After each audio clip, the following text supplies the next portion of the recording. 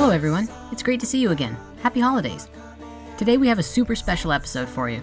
The video you're about to watch was actually made for a great documentary by Collective Evolution called Psyched Out.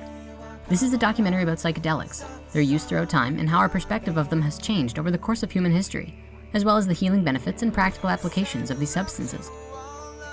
The documentary is not out yet, but it's slated for the beginning of 2017. If you want to sign up for notifications on when this movie comes out, check out the author comments below for a link to a sign-up page on Collective Evolution's website. Oh, and stay tuned till after this video. We've got one more special holiday announcement for you. Without further ado, enjoy.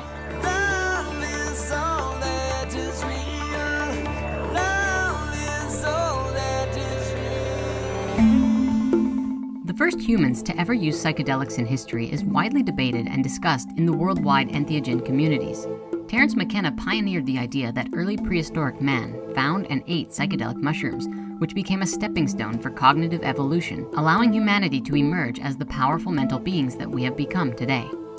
This would have taken place in Africa and been at the fundamental basis for shamanism and animism, the earliest forms of spiritual beliefs on the planet that we know of today.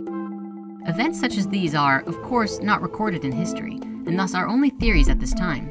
It's important to note that until we actually have recorded history placing tangible dates on psychedelic usage, many of these dates are theories, and in theory, they could have been used a lot earlier in history as well.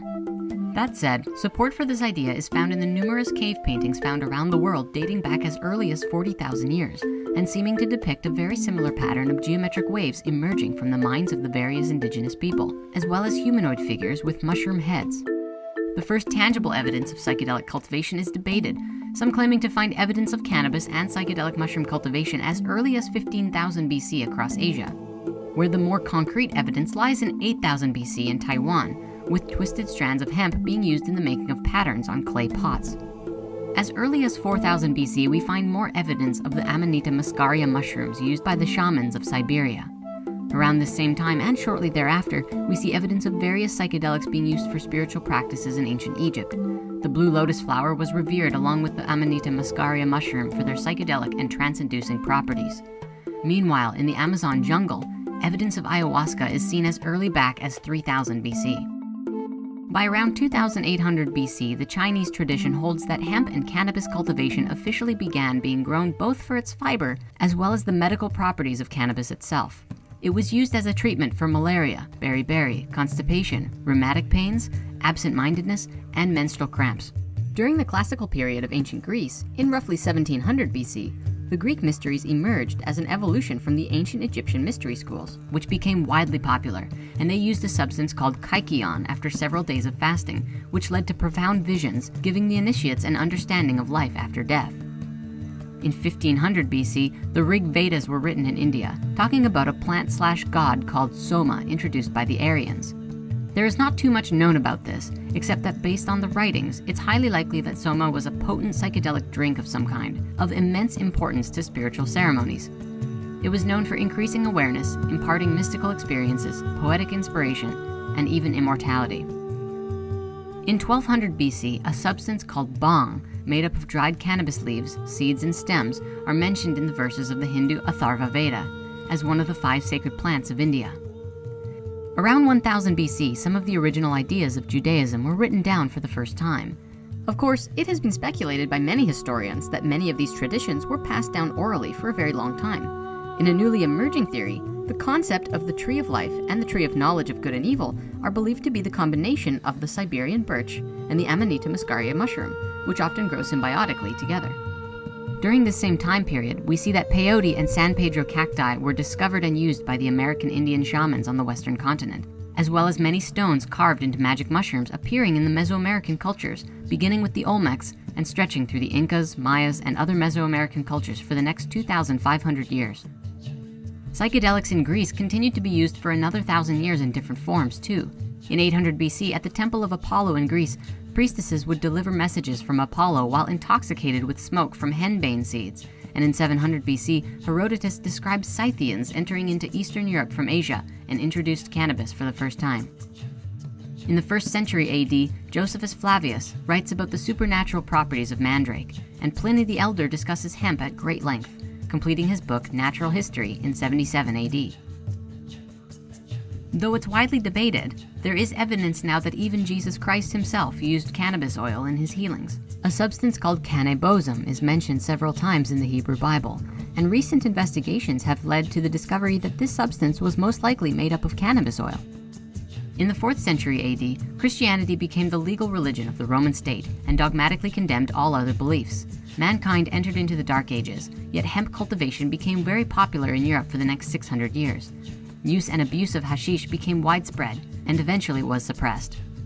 By 1000 AD, European contact in China caused shamanism to decline, and along with it, the psychoactive use of cannabis, though it was still cultivated for its fiber. In 1500, this European culture sailed to the Americas and destroyed the Aztec Empire, beginning the Spanish colonies in the Americas. After the Renaissance, between the 14th to the 17th centuries, there is now widespread discussion, though in smaller, focused groupings of people discussing and exploring psychedelics in all manner of forms. Everything from mushrooms to cacti, and of course cannabis, were discussed and written about all over the world in various formats. However, due to the Dark Ages, there was still a general religious stigma around them, and often those who cultivated or practiced with these plants were labeled as warlocks and witches, or considered crazy. As the white, largely Christian culture moved west and took over North America, Native American use of psychedelics were suppressed and demonized as well. Although as integrations of cultures did happen, by the 20th century many groups of people formed organizations to support their spiritual uses, such as the Native American Church, being formed around the protection of the use of peyote cactus in spiritual ceremony. In 1938, LSD is created and discovered, and the earliest psychiatric experiments with it begin by 1948. In 1951, the first CIA experiments of the psychological effects of LSD began. In 1957, Life magazine published a story on psychedelics, which was one of the first major boosts of popularization of psychedelics in America. Shortly thereafter, psychedelics become widely popular in America during the 60s, before the American government shuts it down through the 70s, and they once again become a taboo subject. Nevertheless, psychedelic use has prevailed through the course of its suppression, and people still find themselves interested in the secrets of the mind, which psychedelics have been demonstrated to unlock. Today, and thanks to the power of the internet, information about psychedelics has become widespread, and the information can no longer be contained. Many documentaries are created, leading to a newfound global respect for psychedelics, shamanism, and the power of the mind.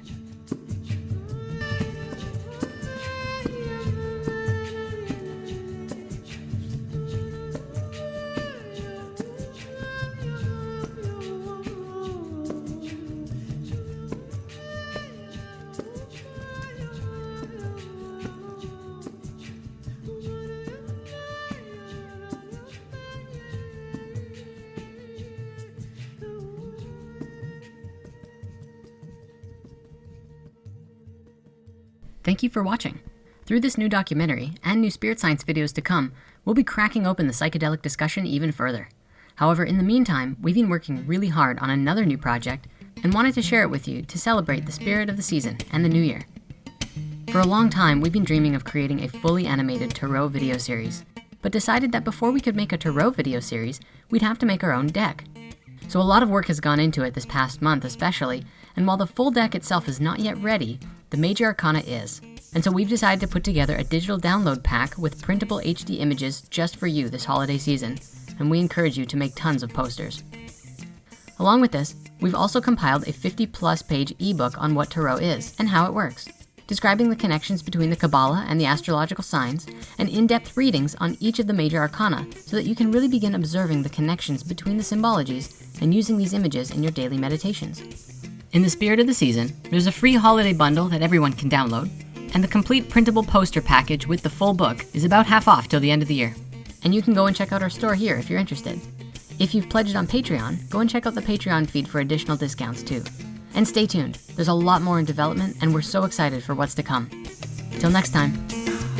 Yes, I'm gonna find a way to get to where I'm going.